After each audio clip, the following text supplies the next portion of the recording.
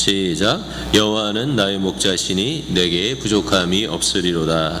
그가 나를 푸른 풀밭에 누이시며 쉴 만한 물가로 인도하시는도다. 내 영혼을 소생시키시고 자기의 이름을 위하여 의의 길로 인도하시는도다. 내가 사망의 음침한 골짜기로 다닐지라도 해를 두려워하지 않을 것은 주께서 나와 함께 하심이라. 주의 지팡이와 막대기가 나를 안위하시나이다. 아멘. 자리에 앉으시기 바랍니다.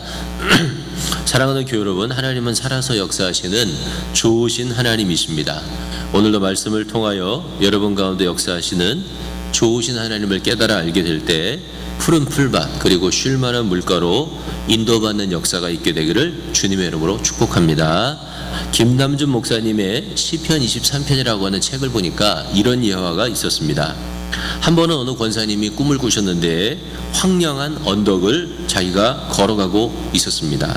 그런데 자신의 등에는 커다란 넝마 줍는 사람들이 메고 다니는 망태를 지고 있는 거예요.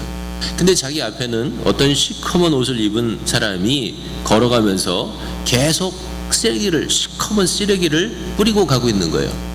그런데 자기는 이 시커먼 옷을 입은 사람의 뒤를 쫓아가면서 그 검은 쓰레기를 계속 주워서 자기 망태에 담으면서 그 사람을 쫓아가고 있는 것이었습니다. 한참 그렇게 시커먼 옷을 입은 사람을 따라가다가 보니까 어느새 망태가 너무나 무거워져서 자신이 짓눌려서 깔려 죽을 지경이 되었는데도 불구하고 계속해서 쓰레기를 담으면서 그 검정 옷을 입은 사람을 따라가고 있는 자신을 보고 꿈에서 깼다고 합니다. 사랑하는 교회 여러분, 여러분 생각에는 어떠십니까? 이 권사님은 지금 목자 되신 하나님의 인도하심을 따라가고 있습니까? 아니면 어떤 다른 존재를 따라가고 있는 것이겠습니까? 대답은 자명하죠. 하나님이 이 권사님을 사랑하셔서 이 권사님의 꿈에 자기가 어떻게 살아가는지를 보여준 것이죠. 검은 옷을 입은 사람은 사단입니다. 사단은 끊임없이 우리에게 염려와 근심을 집어던집니다. 그러면 이 사단이 던져놓은 염려와 근심의 쓰레기를 주워 담고 살아가는 사람들은 거기에 붙들리고 거기에 매달려서 황량한 언덕을 올라갔던 권사님과 같은 그런 안타까운 인생을 살게 되는 것입니다. 오늘 주일 예배에 나오신 여러분들은 여러분 마음에 망태에 담아가지고 오신 염려, 근심, 걱정, 불안, 공포, 불평, 불만, 짜증, 미움, 시기, 질투 이런 쓰레기들을 오늘 주님 앞에 다 털어버리게 되기를 주님의 이름으로 축복합니다. 네? 거꾸로 뒤집어서 탈탈 털어버리고 예수의 거룩한 보혈로 아주 깨끗하게 씻으시게 되기를 예수님의 이름으로 축복합니다. 여호와를 나의 목자라고 했을 때 목자와 양의 관계를 지난주에 설명드렸습니다. 목자는 사자나 곰이 와서 양떼를 물어가면 생명을 걸고 쫓아가서 그 짐승을 쳐 죽이고 짐승의 입에서 양을 구해내는 것이 목자다. 그런 말씀을 지난주에 말씀드렸고요. 그래서 양은 목자가 없이는 도저히 살아남을 수 없는 존재가 양이다. 그런 말씀을 드렸어요. 양은 목자에게 전적으로 의탁해야만 생존이 가능한 존재, 그렇게 말씀드렸습니다. 우리 교회가 내일부터 영적 성전 세우기 1천 금식 기도에 들어가는데, 금식 기도는 하나님만 전적으로 의존한다는 마음과 믿음의 표현입니다. 왜냐하면 음식을 먹지 않는다는 것은 생명을 건다는 의미가 있습니다. 생명을 걸고 하나님 한 분만 사모하고 하나님 한 분만을 따르겠다고 하는 그런 신앙 고백이 뭐냐면 그것이 금식입니다. 그러니까 어린 양이 전적으로 목자에 의지해서 목자를 따라가듯이 하나님, 내가 전적으로 하나님을 한번 의지해 보겠습니다. 우리 교회가 전적으로 하나님만 신뢰해 보겠습니다. 그런 마음에서 우리가 뭘 드리냐면 일천 금식을 드리는 거예요. 육신의 부모는 자식이 크면 독립하여 살기를 원합니다. 그런데 우리 하나님은 우리가 독립하기를 원치 않아요. 거기에 부모님의, 육신의 부모님의 사랑과 하나님의 사랑의 차이가 있습니다.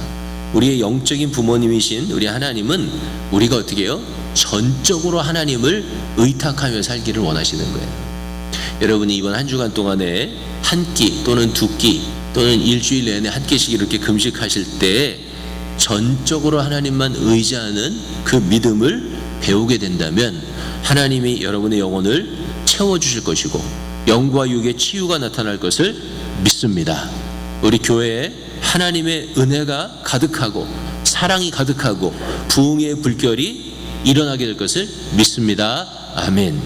자, 오늘은 목자가 양을 위해서 하는 두 번째 일을 생각해 볼 텐데, 그것은 목자는 양을 인도하는 일을 합니다. 2절을 읽어보겠습니다. 시작. 그가 나를 푸른 풀밭에 누이시며 쉴 만한 물가로 인도하시는도다. 목자는 양떼를 위해서 끊임없이 푸른 초장을 찾고 물가를 찾습니다. 여러분이 성지순례를 가보신 분은 알겠지만 팔레스틴은 대부분이 물이 귀한 지역입니다. 그러니까 초장이 마구 펼쳐져 있는 게 아니에요. 광야나 사막과 같이 메마른 땅이 많고요, 많은 양떼들이 풍부한 먹이를 공급받기에는 그렇게 쉬운 땅이 아닙니다. 그래서 팔레스틴 지방에 있는 유목민들은 한 곳에서 농장을 하는 게 아니고요, 이제 풀밭을 따라서 양떼를 몰고 다니는 유목민이 된 것입니다. 자, 목동이 양떼를 끌고 가서 목초지를 찾았습니다. 그러면 양떼들은 그곳에서 한가하게 풀을 뜯죠. 어떤 때는 하루나 이틀을 머물고 어떤 때는 한 일주일을 머뭅니다. 그러면 목초지를 찾은 이 목자는 양들이 풀을 먹고 있을 때 앉아서 노는 게 아니에요. 또는 물속에 들어가서 수영하거나 잠자는 게 아니에요. 그러면 목자는 뭘 하냐면, 목자는 그 다음 날과 그 다음 주에 양들을 이끌고 갈 수 있는 또 다른 푸른 풀밭을 찾는 것입니다. 양떼는 무엇을 먹고 걱정하지 않아요. 그냥 양떼는 지금 내 앞에 주어져 있는 그 꼴을 열심히 먹고, 그 대신 목자가 피리를 불거나 종을 치거나 이렇게 양들을 부르면 양은 어떻게 해요? 선한 목자를 또 따라서 가는 거예요. 선한 목자를 따라가면 그 선한 목자가 이끌어간 그곳에는 뭐가 있습니까? 다시 또 푸른 초장이 있고, 그리고 맑은 시내가 거기 예배되어 있는 것입니다. 그것을 하는 것이 누구냐면 목자죠. 푸른 풀밭과 쉴만한 물가, 그거를 제공하시는 분이 목자인데, 그거를 신약 성경의 표현으로 하면 풍성한 삶이라고 말할 수 있습니다. 더 정확히 이야기하면 그리스도 안에 있는 풍성한 삶입니다. 하나님이 우리의 목자가 되고 우리가 하나님을 쫓아가면 그때 하나님은 우리에게 무엇을 주시냐면 풍성한 삶을 주시는 거죠.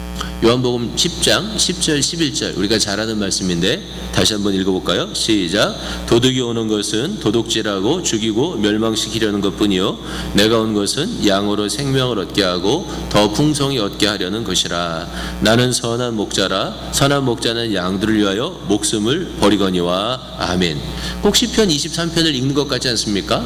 선한 목자는 양들을 위해서 목숨을 버린다. 예? 다윗의 얘기랑 똑같죠. 예? 짐승이 양떼를 물어가면 목숨을 걸고 구해오는 것이죠. 또 내가 온 것은 양으로 생명을 얻게 하고 풍성히 얻게 하라는 것이라. 늘 푸른 풀밭과 그리고 쉴만한 물가로 인도하시는 것이 선한 목자의 모습입니다. 요한복음 15장 5절에도 잘하는 말씀이 기록되어 있는데 이렇게 기록되어 있습니다. 읽어볼까요? 나는 포도나무요 너희는 가지라. 그가 내 안에 내가 그 안에 거하면 사람이 열매를 많이 맺나니 나를 떠나서는 너희가 아무것도 할 수 없음이라. 아멘. 제가 지지난주에 설교한 게 그대로 들어있죠. 나를 떠나서는, 양이 목자를 떠나서는 아무것도 할 수 없다. 생존하는 것도 불가능하다. 우리가 하나님이 주시는 부족함이 없는 은혜를 누리려면 어디에 있어야 됩니까? 내 안에, 우리 안에 들어 있어야 한다라고 하는 말씀을 그대로 가르쳐주고 있습니다.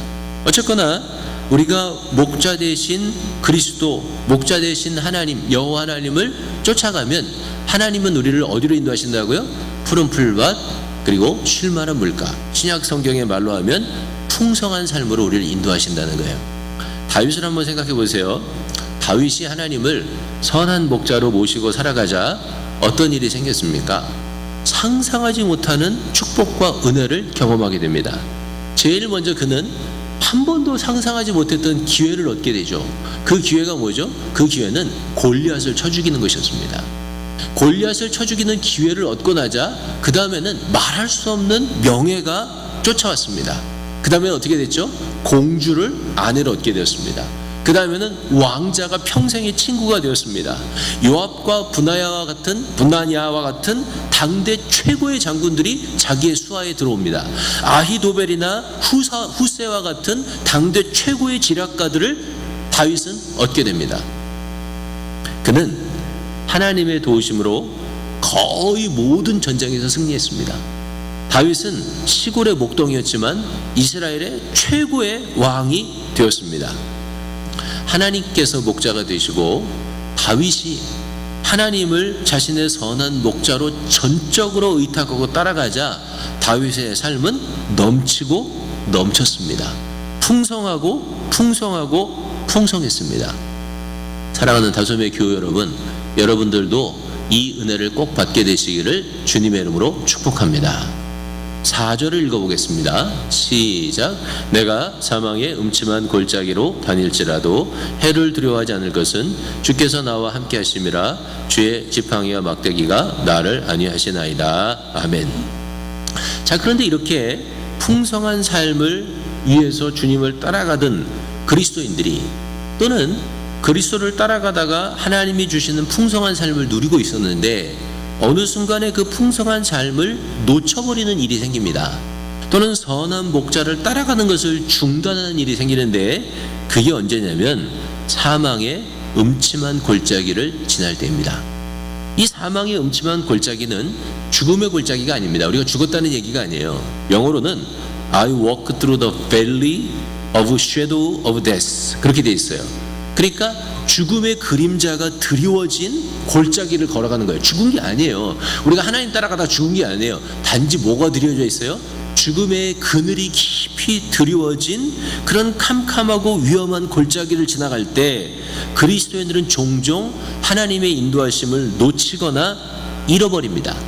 왜냐하면 바로 그 죽음의 그림자가 드리워진 순간을 지나가면서 우리는 뭐라고 질문하냐면, 하나님이 좋으신 분인데 왜 나를 이곳으로 인도하셨을까라고 하는 질문을 갖게 됩니다. 하나님이 선하심에 대해서 회의가 생깁니다. 이러한 상황을 허락하신 하나님이 이해도 용납도 안 됩니다. 그러면 어떻게 되냐면, 그러면 선하신 하나님에 대한 신뢰를 잃어버리고 하나님을 따라가는 것을 중단하거나 잊어버리게 됩니다. 아픈 경험 속에서 선한 목자의 인도하심을 떠나가는 기회를 삼습니다. 한 번은 어느 목사님이 학생들을 데리고 수련회를 가셨습니다. 꽤 큰 학생들, 아마 대학생들이었던 것 같은데, 말씀을 통해서 은혜를 받는 집회를 아침, 점심, 저녁으로 했어요. 옛날에는 수련회 가면, 제가 어릴 때도 그랬습니다. 새벽에도 집회하고 낮에도 집회하고 밤에도 집회하고 하루 종일 집회했어요. 그래서 놀 수 있는 시간은 낮에 2-3시간뿐이 없었어요. 그렇게 옛날에는 수련회를 했습니다. 그런데 마지막 날 낮에 기도하는데 수련회에 참석했던 자매 하나가 쓰러졌답니다. 달려가 보니까 엄청나게 땀을 흘리면서 통곡을 하고 있었습니다. 성령께서 강력하게 회개로 이끌고 계셨는데 그것은 분명히 특별한 사정이 있는 회개처럼 보였다는 것입니다. 한적한 방에 자매를 배려해서 쉬게 하고 인사불성이 된 사람처럼 계속 땀을 비오듯 흘리며 통곡하는 자매를 달랬습니다.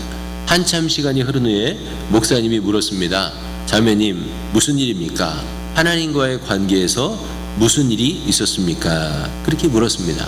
그러자 이 자매가 마치 흉기로 찔린 듯한 그런 비명을 지르면서 이렇게 하나님 앞에, 목사님 앞에서 말을 했는데, 하나님을 용서할 수가 없습니다. 그렇게 얘기했다는 거예요. 자매의 사연을 들어보니까 이런 이야기를 했어요. 어느 방학 때, 어느 해 방학에 자매는 시골에 사는 언니 집에 놀러 갔습니다. 언니는 마침 첫 아이를 낳은 지 몇 달이 안 됐던 때예요. 언니 집에 머물던 어느 날 언니가 갓난아기를 자기에게 좀 봐달라 그러고 잠시 집을 비웠습니다. 아이는 이불에 엎드려서 놀고 있었어요. 자기도 옆에서, 아이 옆에서 이렇게 놀다가 자기도 모르는 순간에 잠이 들고 말았습니다. 얼마쯤 시간이 지났을까? 느낌이 이상해서 눈을 떠보니 글쎄 이 조카가 갓난아이가 목을 들지 못하고 이불에 푹 엎드려져 있는 거예요. 깜짝 놀라 아이의 몸을 급히 젖혀보니 이미 아기는 질식하여 의식이 없었습니다. 아기를 안고 병원을 향해서 막 달려갔어요. 그리고 눈물을 흘리면서 하나님 앞에 혼신의 힘을 다해서 기도했습니다. 하나님, 제발 이 아기만은 살려주십시오. 이 아기는 데려가면 안 됩니다. 어떻게 병원에 도착했는지 모르고 병원에 도착했는데 의사의 한마디는 이 자매가 실신하기에 충분했습니다. 너무 늦었습니다. 아기가 죽었습니다. 이 자매가 어떠한 상처를 받았는지는 말하지 않아도 짐작할 수 있습니다. 장례도 치르고 가족들의 슬픔도 조금씩 줄어들고 마음의 상처는 아물어가는 것 같았지만 이 자매의 마음에 있는 상처는 줄어들지 않았어요. 오히려 상처가 더 커지는 것 같았어요. 그녀는 교회를 떠나지 않았지만 하나님에 대한 의심과 회의가 생겼습니다. 도무지 하나님을 용납할 수 없었어요. 하나님이 선한 분이라면, 하나님이 좋은 분이라면 왜 이런 일이 생기도록 두셨느냐고 하나님을 원망하고 자기를 원망하며 고통스럽게 살아온 거예요. 사랑하는 교회 여러분, 너무 안타까운 일이지만 이런 이야기는 우리 주변에 항상 또는 자주 있는 일입니다. 우리 자신의 이야기일 수도 있습니다. 우리는 하나님이 왜? 라고 하나님 앞에 질문합니다. 하나님이 선하시다면, 그리고 하나님이 전능하시다면 왜 이런 일이 내게 일어나게 하시는 것입니까? 왜 이런 일을 막지 않으십니까? 이렇게 물어봅니다.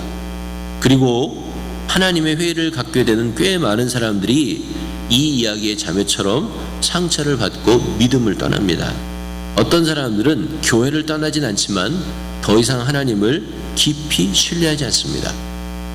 그러나 정작 믿음이 필요한 때는 바로 이러한 때인 것입니다. 성경은 하나님은 선하신 분이라고 선포합니다. 하나님은 본래 그 본성이 지극히 선한 분이었습니다. 하나님의 선하심은 영원 전부터 영원까지 이릅니다. 바로 이러한 순간에 하나님께서 왜? 라고 질문하는 그 순간에, 다른 말로 하면 사망의 그늘진 골짜기를 지나가게 될 때 하나님을 의심하고 하나님을 비난하는 것이 아니고 끝까지 하나님을 보고 나가야 된다는 거예요. 바로 그랬던 사람이 누구냐면 다윗입니다. 시편 23편으로 다시 돌아가서 다윗의 이야기를 해봅시다. 내가 사망의 음침한 골짜기로 다닐지라도 해를 두려워하지 않을 것은, 다윗이 얘기했습니다. 다윗은 사막의 음침한 골짜기를 다녔습니까? 그런 골짜기를 경험했습니까? 그렇습니다. 죽음의 깊은 골짜기를 지나갔던 사람이 누구냐면 다윗입니다. 어쩌면 다윗보다 더 결핍과 억울한 일과 가슴 아픈 일 많이 당했던 사람은 없는지 몰라요. 예를 들어 볼까요? 다윗은 본래 부모님의 사랑이 결핍된 가운데서 자랐습니다. 다윗의 어머니 이야기는 성경에 안 나와요. 다윗의 아버지는 이새였는데 이새는 아들이 8이 있었습니다. 그런데 이 마지막 아들이었던 다윗은 이새의 안중이 없었어요. 이새는 큰 아들들에게 집중했습니다. 그들을 사랑했고 그들을 자랑스럽게 여겼고 그들을 후원하기 원했습니다. 그런데 다윗은 관심의 대상이 아니었어요. 자랑의 대상도 아니었습니다. 그러다 보니까 형들도 다윗을 무시하고 멸시했습니다. 다윗이 결혼했어요. 결혼했는데 장인의 이름은 뭐죠? 사울이에요. 그 다음에 장모 이름은 뭐죠? 여러분이 잘 모르겠지만 아히노암이라고 하는 여자입니다.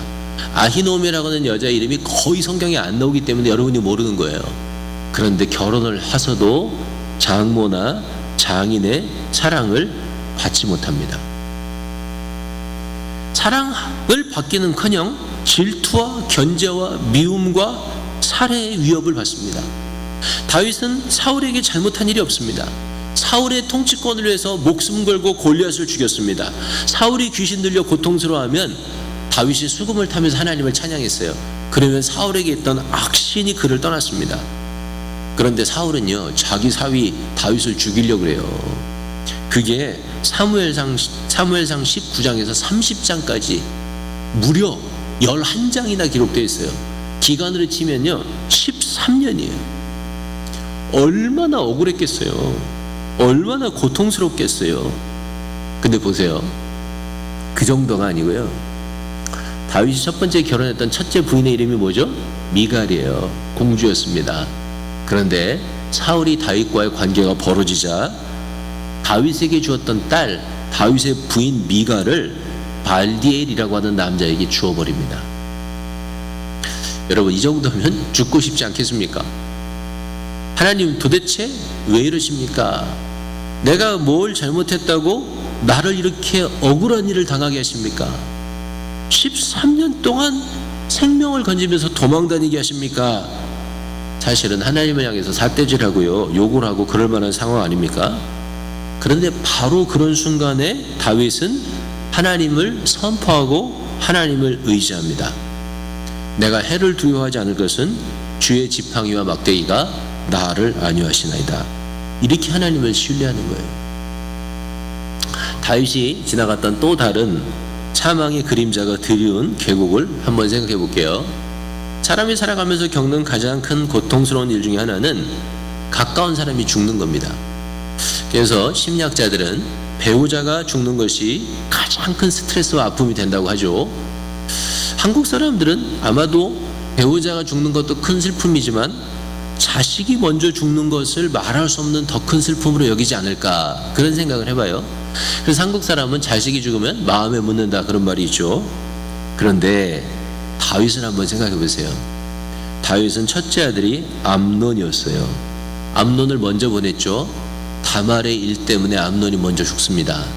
그것도 배다른 동생, 즉 다윗이 마가라고 불리는 아내에게서 얻었던 압살롬이라고 하는, 다윗이 무척 사랑했던 압살롬에게 첫째 아들 다윗이 죽습니다. 첫째 아들 암논이 죽임을 당합니다. 자식을 먼저 보낸 거예요. 다윗의 둘째 아들 이름이 뭔지 아십니까? 여러분 아마 잘 모르실 텐데 다니엘입니다. 다니엘인데 다니엘은 성경에 거의 안 나타나요. 누가 나왔냐면 지혜로운 여인이었던 아비가일이라고 하는 여인에게서 낳은 아들이 다니엘이에요. 둘째예요, 걔가. 근데 둘째는 어릴 때 죽은 거로 보여요. 그래서 성경에 안 나타납니다. 그리고 셋째가 누구죠? 셋째가 압살롬이에요. 압살롬도 다윗보다 먼저 죽습니다. 누구에 의해서 죽죠? 자기 신복이었던 요압에 의해서 죽임을 당합니다. 그리고 거기에 아들이 죽은 애가 또 하나 있어요. 이름 없는 애. 누구죠? 밧세바와의 사이에서 낳은 애. 다윗은요, 자식을 자기보다 4명을 앞서요. 죽는 걸 봤어요. 그나마 그것도 한 아들은 누구의 손에 의해서? 자기의 다른 아들에 의해서. 또 다른 아들은 누구의 손에 의해서? 자기가 가장 신뢰했던 자기의 장군에 의해서. 이거보다 더 아프고 고통스러운 사망의 골짜기는 없었을 것 같아요. 설교를 쓰면서 진짜 다윗이 하나님 앞에 축복을 받아서 잘 나가기도 했지만 그가 지나갔던 사망의 음침한 골짜기는 정말 깊은 골짜기를 지나갔구나, 그런 생각을 해보게 되었어요. 다윗도 이 깊은 사망의 골짜기를 지나갈 때는 마음의 풍랑이 안 일었던 게 아니에요. 마음의 풍랑이 일었고 고통스러웠어요. 그래서 성경에는 다윗이 쓴 탄원시라고 하는 게 있어요. 다윗이 그 죽음의 골짜기를 지나갈 때, 음침한 골짜기를 지나갈 때 마음을 표현해주고 있는 거죠. 예를 들어 시편 22편 1절과 77편 7절 이하가 있는데 한번 읽어보겠습니다. 먼저 시편 22편 1절 시작. 내 하나님이여 내 하나님이여 어찌 나를 버리셨나이까? 어찌 나를 멀리하여 돕지 아니하시오며 내 신음소리를 듣지 아니하시나이까? 주께서 영원히 버리실까? 다시는 은혜를 베풀지 아니하실까? 그의 인자하심은 영원히 끝났는가? 그의 약속하심도 영구히 폐하였는가? 하나님이 그가 베푸실 은혜를 잊으셨는가? 노하심으로 그가 베푸실 긍휼을 그치셨는가 하셨나이다. 그 많은 인생의 골짜기를 지나면서 다윗도 아팠던 거예요. 고통스러웠던 거예요. 왜 나를 버리셨냐고 기도하면서 피눈물을 흘렸던 것입니다. 그런데 바로 그 자리에서도 다윗은 하나님을 향해서 삿대질을 하거나 하나님을 비난하거나 하나님께 책임을 돌리지 않습니다. 오히려 다윗은 그 가장 고통스럽고 아픈 시간에 함께해 주시는 하나님을 느끼며 하나님께 나아갑니다. 그래서 이렇게 고백하죠. 내가 사망의 음침한 골짜기로 다닐지라도 해를 두려워하지 않을 것은 주께서 나와 함께 하심이라. 하나님을 신뢰했던 다윗은 가장 고통스럽고 가장 아프고 가장 억울하고 가장 치욕스럽고 가장 슬픔이 넘쳤던 바로 그 순간에 하나님이 자신과 함께 하신다고 느끼고 하나님 앞에 나아간 거예요. 그리고 났더니 주의 지팡이가 막대기가 나를 안위하시나이다. 안위한다는 말이 영어로는 comfort, 하나님이 위로하신다, 용기를 주신다, 그런 말입니다. 사랑하는 교회 여러분, 다윗은 모든 고통과 어려움을 이기고 사망의 음침한 골짜기를 지나갑니다. 사망의 음침한 그늘진 골짜기를 지나가고 나면 또 다른 풀밭과 또 다른 맑은 시냇가가 펼쳐졌던 것입니다. 아니, 더 정확하게 표현한다면 사망의 그늘진 골짜기를 지날 때에도 다윗은 자신과 함께 하시는 선하신 목자를 의지하고 믿고, 그리고 그분의 막대기와 지팡이로 주시는 안위를 경험하고 있었는데, 바로 그때 그의 마음 안에는 이미 푸른 풀밭과 쉴만한 물가를 경험하고 있었다는 것입니다. 믿으시면 아멘 하시기 바랍니다. 사람들은 그 선하신 하나님을 제대로 가까이 해보지도 않고 세상의 모든 불의와 고통과 아픔의 책임을 다 하나님 앞에 전가해버리려고 하는 마음을 갖습니다. 불의하고 죄짓고 재앙의 씨앗을 심은 것은 바로 자신들일 때가 대부분인데, 그럼에도 불구하고 회개하거나 부끄럽게 여기지 아니하고 모든 불행을 하나님의 탓으로 전가하는 것으로 그 문제를 해결하려고 합니다. 그리고 선하신 하나님을 의심하고 하나님을 떠나갑니다. 그것은 옳은 일이 아닙니다. 그것은 풍성한 삶으로 향하는 길도 아닙니다. 그렇게 쉽게 하나님을 의심하고 하나님을 떠나는 사람의 마음에는 깊은 절망과 번뇌와 상처가 자리 잡습니다. 위로받을 수 없이 황량한 마음이 듭니다. 공허하고 의미 없는 삶을 괴로워합니다. 우울증에 걸리기도 하고요, 헛된 것에 빠져서 중독 환자가 되기도 하고요, 스스로 인생을 파탄에 내몰기도 하고요, 생명을 끊어버리기도 합니다.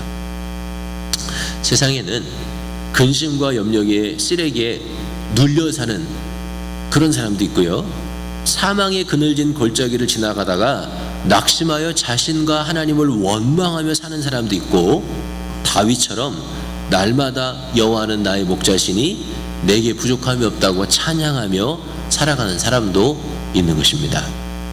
누구의 인생이 더 힘들고 어려웠는지, 누구의 인생에 가시와 엉겅퀴와 덤불이 많았는지는 가늠할 수 없습니다.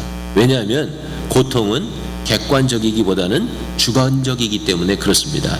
그러나 분명한 것은 다윗은 늘 하나님 앞에 집중했고 하나님께 더 가까이 나갔고 하나님의 인도하심을 받으며 살았다는 것입니다. 그렇게 살았던 다윗은요, 실제로 풍성한 삶을 경험했고요, 하나님의 마음에 합한 사람이라고 인정을 받았고 이스라엘 역사 가운데 가장 위대한 왕으로 지금도 존경받고 있다고 하는 것입니다. 사랑하는 교회 여러분, 하나님은 좋으신 분입니다. 하나님은 선한 목자가 되셔서 우리를 푸른 초장과 맑은 시냇물가로 인도하시는 분입니다. 믿으시면 아멘 하시기 바랍니다. 우리 교회가 2018년 가을에 금식 기도와 함께 전교인 통쾌한 성경 읽기를 하려고 하는 것은 바로 이 하나님 앞에 더 가까이 나아가고자 함입니다. 우리의 삶의 형편이 어땠든지 간에 더 하나님께 집중하고 하나님과의 친밀한 관계에 들어가고자 하는 것입니다. 여러분 모두의 동참을 호소합니다. 여러분 마음 가운데 하나님을 의심했던 마음, 하나님을 원망하고 떠났던 마음을 회개하고 돌이키라고 하는 것입니다. 사망의 음침한 골짜기를 지나서 푸른 풀밭과 쉴만한 물가에서 풍성함을 경험하는 일은 오로지 하나님께 집중하고 더 나아가는 길뿐이라는 것입니다. 하나님께서 이 가을에 우리가 하나님께 집중하여 마음을 들이면서 금식 기도하고 성경을 배우고 읽어 나갈 때 반드시 우리를 회복시켜 주시고 사랑과 은혜를 우리의 삶에, 우리 교회에 풍성히 채워주실 줄로 믿습니다. 아멘. 우리 같이 한번 찬송 드리겠습니다. 하나님 앞에 우리 그런 마음으로 하나님 앞에 이 가을에 나가겠습니다. 우리 주께 가까이 날 이끄소서 한번 찬양하겠습니다.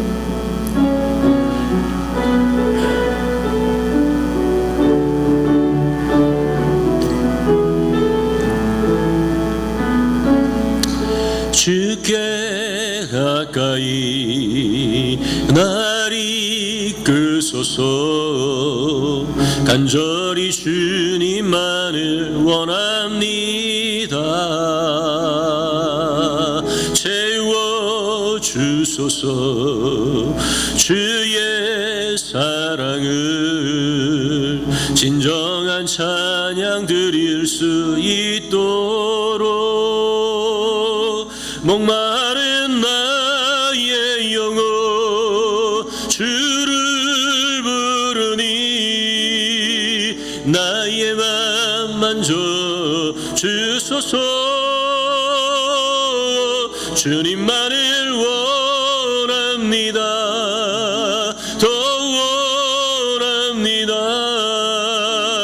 나의 맘 만져 주소서.